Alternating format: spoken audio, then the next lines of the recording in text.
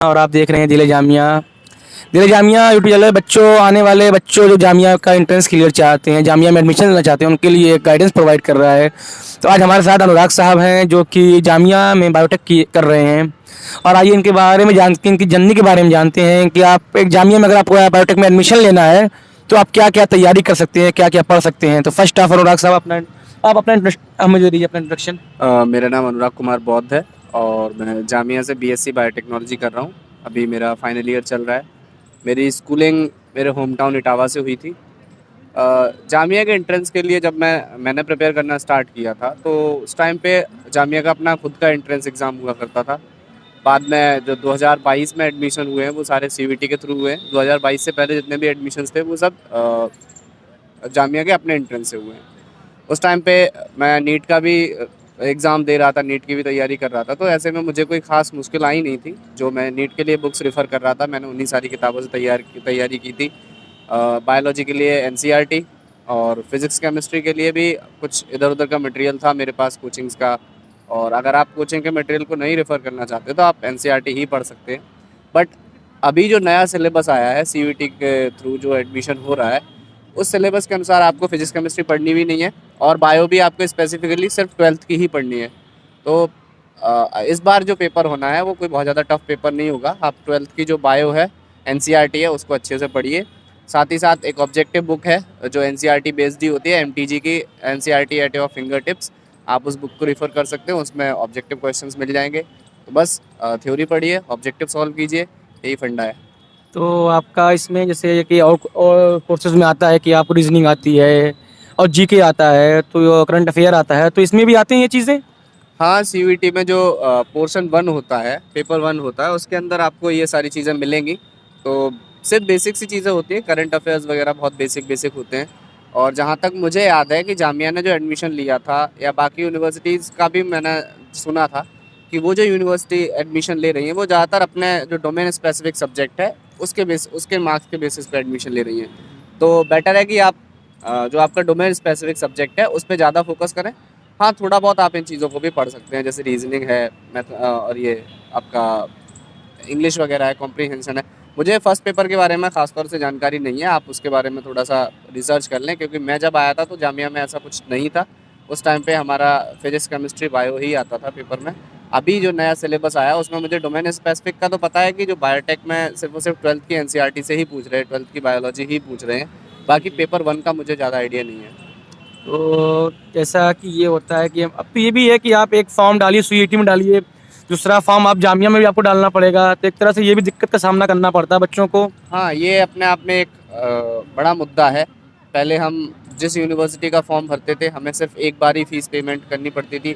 अब प्रॉब्लम ये है कि आपको एक बार फ़ीस सीयूईटी के पोर्टल पे भी देनी होगी, फिर दूसरा जामिया के पोर्टल पे अलग से रजिस्ट्रेशन करना पड़ता है, तो उस पे भी आपको फ़ीस देनी पड़ती है। ये अपने आप में थोड़ा-सा प्रॉब्लमैटिक है और मैं समझता हूँ कि इस पे अथॉरिटीज़ को थोड़ा एक्शन लेना चाहिए, ध्यान देना चाहिए। तो आप आते हैं यूपी के इटावा से, एक छोटे से गांव से आप, जैसा आपने बताया मुझे, तो आप वहां से चल के यहाँ आए और आज जामिया का जो एक माहौल है, आपने जामिया से कुछ सीखा या कुछ सिखाया, तो आपको यहाँ का जो एक है बच्चों से बातचीत, सीनियर जूनियर, ये चीज़ें आपको कैसी लगी। नहीं, जामिया के अंदर जो सबसे अच्छी खासियत मुझे लगी कि आप यहाँ पे फ्रीली कहीं भी घूम सकते हो। यहाँ पे कोई ऐसा सीनियर जूनियर वाला कुछ है नहीं, जैसे बाकी यूनिवर्सिटीज़ में मैंने सुना था, बाकी कॉलेजेस में मेरे कई सारे दोस्त जो हैं वो इंजीनियरिंग कॉलेज में हैं। तो मैं उनसे अक्सर सुनता रहता था कि वहाँ रैगिंग होती है, सीनियर्स जूनियर्स को परेशान करते हैं, लेकिन ऐसा हमारे यहाँ पे कुछ नहीं हुआ। हमारे सीनियर्स काफ़ी सपोर्टिव हैं।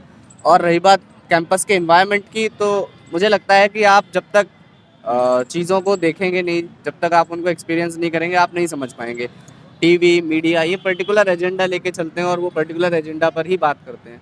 मैं जामिया में पूरी तरह से सेफ़ फ़ील करता हूँ और मैं जामिया में बड़े सेफ़ली घूमता हूँ। रात के 12 बजे तक मैं यहाँ कैंपस में रहता हूँ और मेरी सबसे बड़े अच्छे टाई अप्स हैं, अच्छी दोस्तियाँ हैं। कैंपस में रहना अपने आप में भी अच्छा लगता है। मैं कहता हूँ अगर दिल्ली में सबसे सेफ़ जगह कोई है तो वो जामिया का कैंपस है।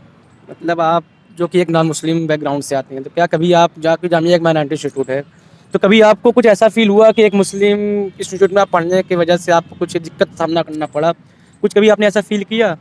देखिए, मैं मानता हूँ कि जो नेशनल पॉलिटिक्स है वो हर जगह अपना इन्फ्लुएंस तो दिखाती ही है कहीं न कहीं। तो वो चाहे जामिया हो, जेएनयू हो, बीएचयू हो, कोई भी यूनिवर्सिटी हो, नेशनल पॉलिटिक्स का एक इफ़ेक्ट तो होता ही है। लेकिन अगर पर्टिकुलरली जामिया की बात की जाए तो मैं मानता हूँ जामिया अपने आप में काफ़ी टॉलरेंट यूनिवर्सिटी है। जामिया का कैंपस अपने आप में काफ़ी टॉलरेंट कैंपस है, काफ़ी सेकुलर कैंपस है। इस तरह से कोई भी रिलीजियस टेंशन मुझे अभी तक पिछले 3 साल में जामिया में नहीं देखने को मिली है। चलिए, तो आप अपने आने वाले जो आपके जूनियर उनके लिए आप क्या कहना चाहेंगे कि वो क्या पढ़ें?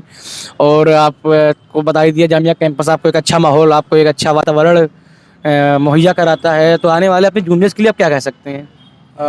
जो भी एस्पायरेंट्स हैं जो तैयारी कर रहे हैं जामिया के लिए, मैं उनको सिर्फ एक ही सजेशन देना चाहूँगा कि देखिए जामिया एक इंडिया की पायनियर इंस्टीट्यूट है, टॉप 10 में आती है। और जो भी बाहर प्रोपेगेंडा जामिया के खिलाफ फैलाए जाते हैं उनमें ना फंसें, आप अपनी तैयारी पे ध्यान दें और बेझिझक जामिया का फॉर्म भरें, जामिया आएँ और एक बार इस कल्चर को भी इंजॉय करें, एक बार इसको भी समझें। मैं मानता हूँ कि जब आप जामिया से निकलेंगे तो आपकी जो सोच जामिया में घुसने से पहले होगी वो पूरी तरह से बदल चुकी होगी और जामिया से निकल के आप एक बेहतर इंसान ज़रूर बन के दिखाएंगे। चलिए, तो बायोटेक में जैसे कि काउंसलिंग वगैरह होती है, तो उसमें भी कुछ काउंसलिंग वगैरह होती है, जॉब की अपॉर्चुनिटी है बायोटेक में, जामिया कराता है? देखिए जामिया के पास अपना एक प्लेसमेंट सेल है जिसमें वो आपको गाइड करते हैं कि आप किस तरह से अपना सीवी बनाएं, किस तरह से आप अपना जॉब प्रोफाइल तैयार कर सकते हैं। हालांकि चूँकि हमारा जो ज़्यादातर टाइम कोविड के वजह से ऑनलाइन ही सारा कुछ चला और उसके बाद जब ऑफलाइन में भी हम आए तो चीज़ें काफ़ी ज़्यादा हैप्पीजार्डस थी, उनको सेटल होने में भी वक्त लगा। तो हमारे समय में ऐसा कुछ नहीं हो पाया कि हमें ऐसे प्रॉपर गाइडेंस मिल पाता। उसके पीछे बहुत सारे रीजंस भी हैं कि हमारे सारे सीनियर्स पास आउट हो गए, अभी डिपार्टमेंट में सिर्फ हम ही सीनियर हैं और जो लोग मास्टर्स भी कर रहे थे 2 साल में वो भी पास आउट हो गए, तो वो भी सारे फ्रेशर्स ही आए हैं।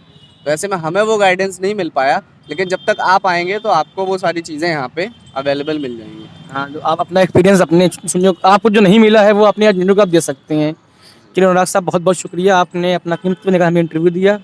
बस यही चाहते हैं आपसे हम कि आप जहाँ भी जाएँ, आपकी जो भी आपका मोटिव हो, जो भी आपका एम हो, वो आपको मिले। धन्यवाद।